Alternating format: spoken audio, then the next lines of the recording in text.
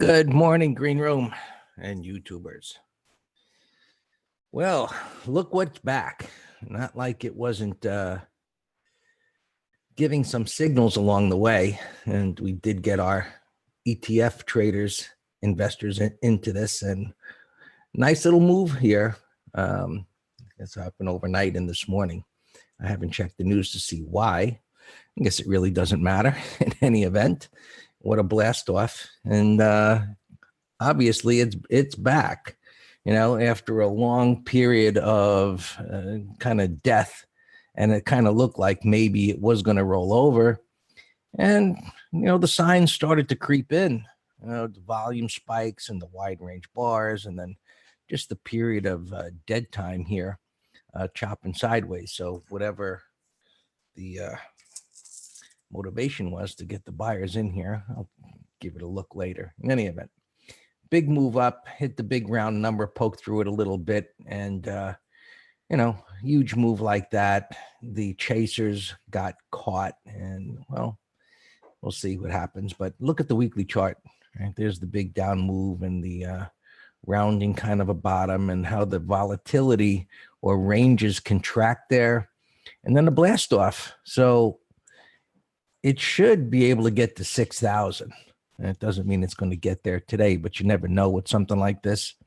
And so the old resistance is up in this area, and so we'll see what happens when it gets there or so. But this is what's called a void, if you're not aware, and it's a term that I created years ago to explain when there is a void or empty area, lack of reference points to trade off of, called support and resistance. And that's made up of rapid price movement and time. So here we had the rapid price movement to the downside, and then the choppy consolidation over time. And this is what makes a void. So the next reference point is up here. And, those that use the mystery tools, holy grail, hocus pocus, yada yada, so on and so forth, will have their fib numbers somewhere around wherever, and their mysterious trend line stuff intersecting nothing. And so some of those things could possibly come into play, while those that have been taught to focus on the dark side of technical analysis try to have an effect on price action. So let's see what the other markets are doing here. And let's clear that up.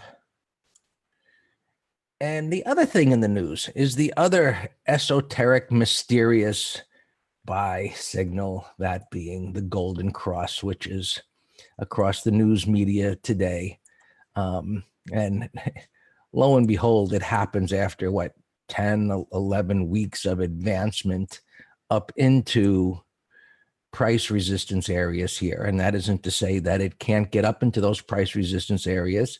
Yesterday was a great day for the markets, in that maybe not the biggest day, but after a gap like it had, which is a sizable gap, it held on to it. And it actually was able to move higher, and it's not gapping up significantly today. And that's a good thing.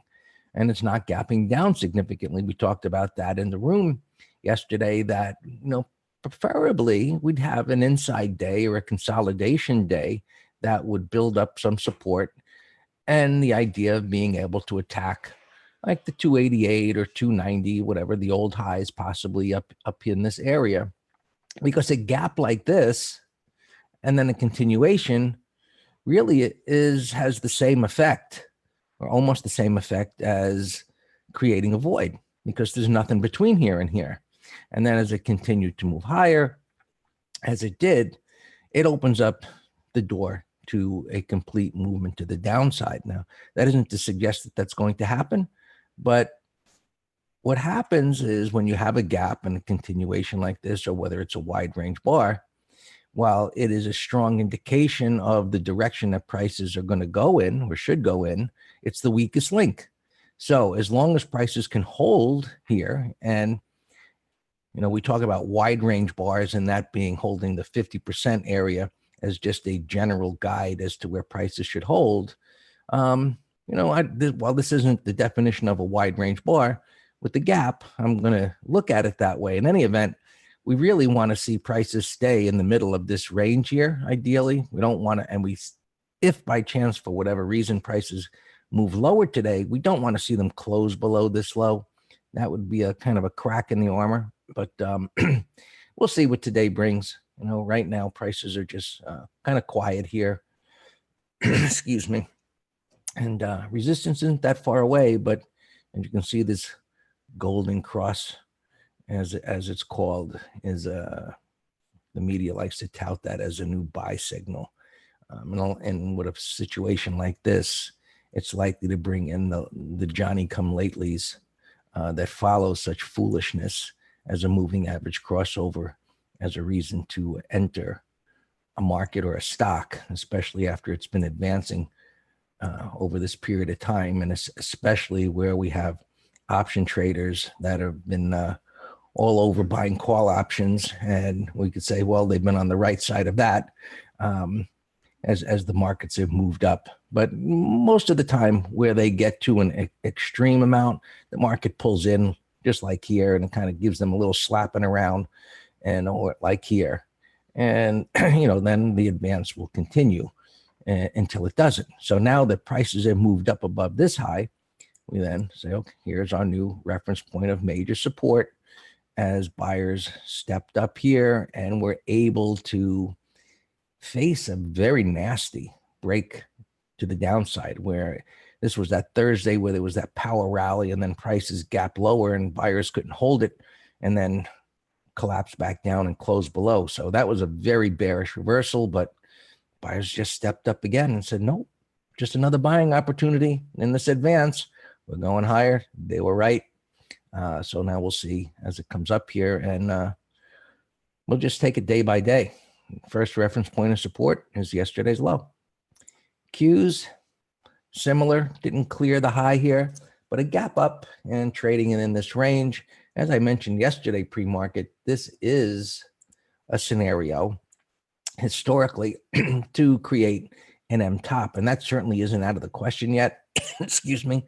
We'll see what happens today, whether it can continue to move up from here, or it's the consolidation day because of the gap, or whatever. That's what we do as technical investors and traders. We look at what is in the moment, we look at the possibilities of what can be, and then we then trade what happens. Right?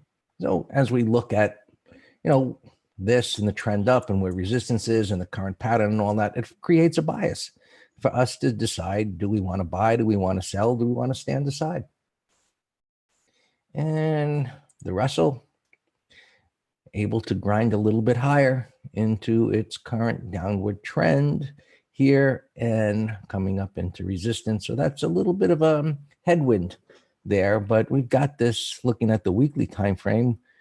What is like a bullish flag, that being the pole, and this is kind of the downward sloping flag, and can it get through this area here? And if it does, that'll be another positive sign. And the transports were really the star yesterday, and you can see the same kind of a pattern, but this was making lower highs and lower lows. And so this was able to clear this major resistance area right there. So down, right, lower high, break below this low, which now makes this major support. And because it cleared that, it's now violated this downward trend. And that's why I say you don't need trend lines connecting dots. Anytime prices are making lower highs and lower lows and it takes out major support, it'll break the trend line every single time without fail. So who needs to connect dots and put that type of nonsense on your chart? Diamonds, able to clear this. It actually formed a W bottom here, and it took out the highs, and it's got, a little minor area to move up toward the old all-time highs there. And this is just incredible. And it's incredible because to come back from a crack like this off of a V bottom after breaking through all of these lows. I mean, historically, it is incredible to come back as it did. But as I like to say, it is what it is, and markets will do the unexpected. Anyway, that wasn't me barking. That was the new puppy. Yes, good morning, Shishka. All right. And so, yes, Jimmy. Jimmy's mentioning in YouTube, I came up with the price void. I came up with a lot of concepts, Jimmy, as I went through the well-accepted technical analysis of the time back in the late 80s and early 90s and said, this is all a bunch of bunk. And, it's time to just clean up the charts and get rid of all of the hocus pocus off of there. And that's when the light bulb moments started to come on. So those of you that are listening, if you got MACDs and stochastics and Chikumi clouds and, Williams percent R and all of that other stuff, take it off. Clarity will come. All right, futures. Little consolidation, and you get more of the wide range bar because you don't really have the gap. You've got a little minor gap, but because it's trading 24 hours, it doesn't look like the spider chart. Or if you're looking at the S&P 500 cash chart, it looks more complete. So that's the cash chart. And so now you just say, okay, 50% of this is just an eyeball kind of figure. And okay, what was resistance should become support if you want to look over there. So today, ideally, is a little bit of a resting day. It'd be okay if it dipped down a little bit where buyers would have the opportunity to step up. And we could see that they're actually willing to do that. So keep an eye on that. But it's made a higher low. So this is now, as I said, same thing. The other, it's major support. So I can move that over there. All right. And Qs couldn't get through the high. So resting there, as I said, we'll see if that becomes an M top or whether this is just a little rest before it continues to move higher toward the old all-time highs. Step by step. All right. Yesterday's low, your first reference point of support. While this isn't what we call major support, because it didn't make a new high, it's still going to be a reference point we're going to want to pay attention to because of the fact that it made a pivot low down here. Right? You've got three higher low bars to the left and the right. That defines it as a pivot low. Now that's going to be an important reference point that it shouldn't break below. And if it breaks below that, it's coming down into this area where the other golden cross just happened on the NASDAQ futures. Dow, similar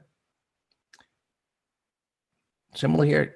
Trader, you asking me for if it's a daily chart? This is a daily chart. Yep. This one's a daily chart. This one's a weekly chart. It's got a W, a D, and this is a 60-minute chart. I'll take a look at that, Tim, or I can Dan take a look at it. KTOS. Let me get through the markets here. Bonds, came down, and that helped the market go up yesterday. We've talked about the yield curve inversions that have started in the shorter maturities. So bonds coming down like that is a helpful sign to avoid that possibly. Gold consolidating after it's shellacking here. And we'll see if this can regain its footing here in the area of this prior low. Oil just continues to march up. It's poking its head now on this 62 level. Was able to close up above the 200 just fractionally, but it's got room. Here's the void concept. Right? Sharp drop, made a V bottom, red bar ignored, and it's been marching up, and it doesn't break a prior weekly low. What are the moving average colors? Oh, blue is the 20, green is the 50, and red is the 200. Right. And I don't have a 100 on here just because I don't like too many lines. If you like it, that's fine. But I know it's in between here. So I don't need it. And these are all simple moving averages, no exponential, no weighted, no triangular. They're not optimized. They're just plain old simple. And we looked at that. I'm still looking for potentially energy to play some catch up here with oil. I like the weekly. It's consolidating at resistance. It just hasn't been able to get going yet. So we shall see about that. And KTOS, Tim was asking about there in YouTube. I like the weekly. Nothing. Yeah, absolutely. Pull back into minor support, 20 MA, bottoming tail bar, stabilization. Daily still in a downtrend. Ideally, Tim, some sideways price action here, near this resistance area, and then look for it to go. So, when we talk about multiple time frames, so here's the uptrend and pullback on the weekly. Now, when we talk about a daily, and I'll look at the 60, I always like to see 2 or 3 days of sideways price action, choppy price action on the pullback and the uptrend. Why? Because in the smaller time frame that is still in a downtrend from this pullback, it gets to base out and bottom and build that support or new launching pad. So that's what I would look for here. But if it, for whatever reason, I don't think it's going to move up today to take out that high. I don't know if this is real here. I don't know. This is trading, and that was yesterday, so I don't think so. In any event, so a little price action sideways and then up would be great in alignment with that weekly chart. Right. I'll hand it over to Dan. Review open positions. What's moving? All right. Good morning, everyone. So, Greg, I don't know if you missed my question, and then Christopher had a follow-up to my comment when you were talking about the spiders gap, and you were saying it has the same effect of a wide range bar. I hear you in terms of bullishness, but I just made a comment that I prefer like if this were to open flat and that close with a big old wide range bar, because then the wide range bar is created by real trades instead of a void of an air pocket. So if this does fail, with both scenarios are looking for 50% pullback, but it's just my preference. I don't, that's all. As soon as you can get the market to follow your preferences, I'm right behind you, man. No. It has nothing to do with. No, it has nothing to do with that. It just has to do with the interpretation of your comment was all. You said you view this the same as a wide range bar, and I'm just saying I like a wide range bar better. That's all I. Yeah, well, that's fine. What I was talking about was that it's an air pocket, whether it's a wide range bar or a gap. If it breaks below that, there's going to be nothing to stop it from going down. All right. So opens here. We got a call spread on XBI. It's against us, but it's at resistance. I'm nothing to do, and I'm not going to leg into a condor. Facebook, we have a put spread. We covered half yesterday. It looks great. CPRT, we're long stock. We sold a third and moved the stop. FND, we're long stock and already tightened the stop. PCH, that's the one I did a little video on, and reverse head and shoulders on the weekly. And I'm just waiting for the picture of a setup here on the daily. Avgo, we've got a put spread in both letters. Zen was a trade, but I didn't trigger it yesterday with a deep retracement, but it's still worthy of a watch. ANET is still worthy of a watch. I know W I canceled, but over yesterday's high, it still looks good for put spread. Cisco was a watch. It gapped and went yesterday. Visa also was a long over Friday's high, but the gap messed it up. I didn't want to chase it. Cyber is still a watch, strong on all time frames. Reggie here, we shorted the stock. Looks like, I hope we're getting a nice gap down, then we can trail stop. Delphi, we did a half lot right at this exact price, 2084. IBM, we did a half lot. That looks great. ABR is just a watch over the high. I like it.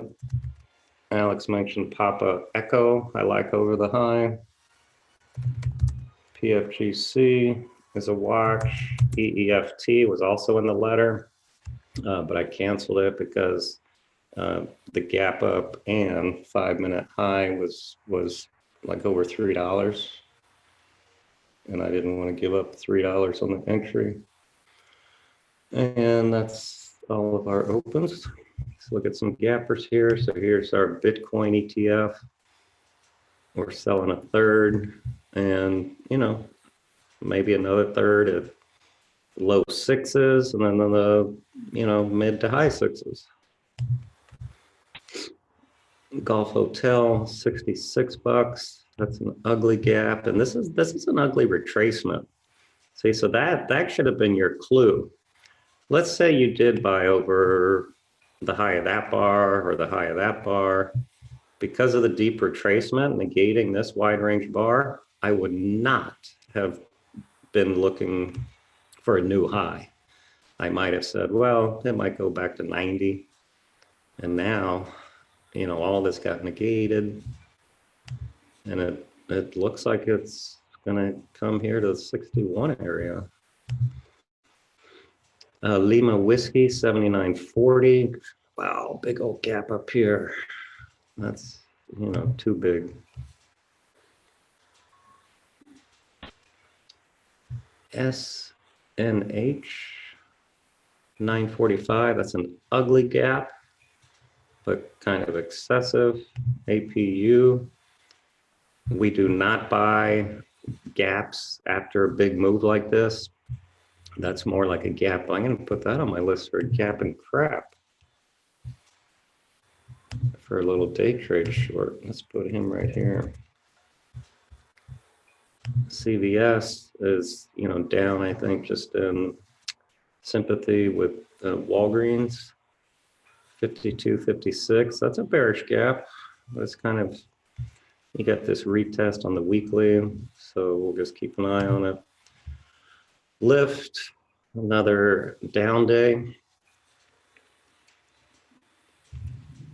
And, you know, they're supposed to sign a contract, the insiders and whoever else gets promised shares that, oh, okay, I won't sell it. But what, you know, unless it's really restricted shares legally with the legend and your broker's holding the certificates, you just short the stock. Even if you, you know, even if you don't have access to them, you can't actually sell to close.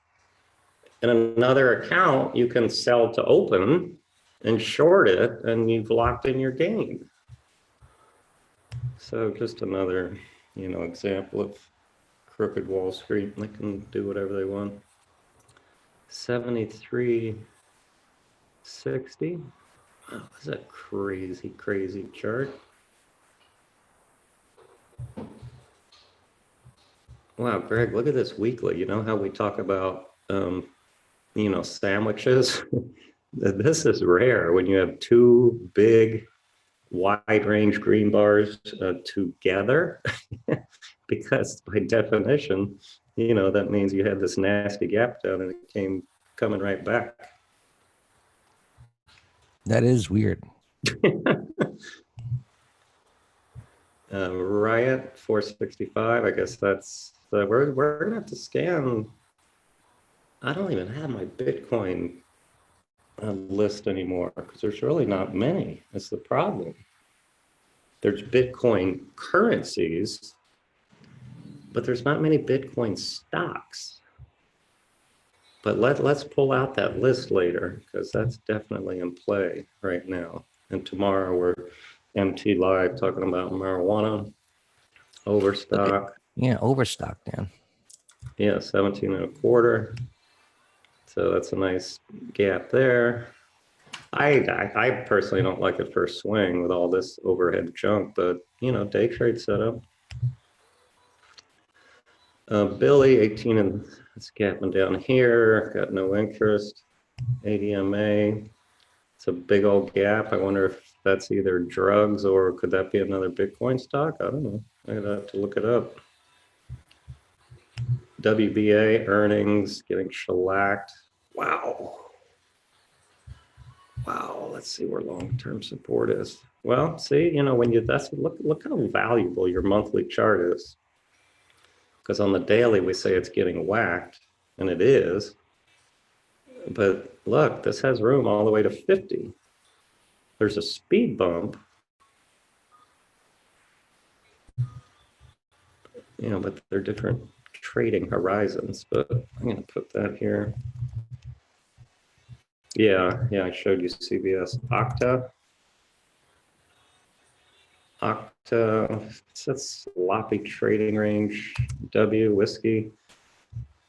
Yeah, it's, you know, it should have gone lower with these bearish 1, 2, 3s. So I kind of lost interest in it.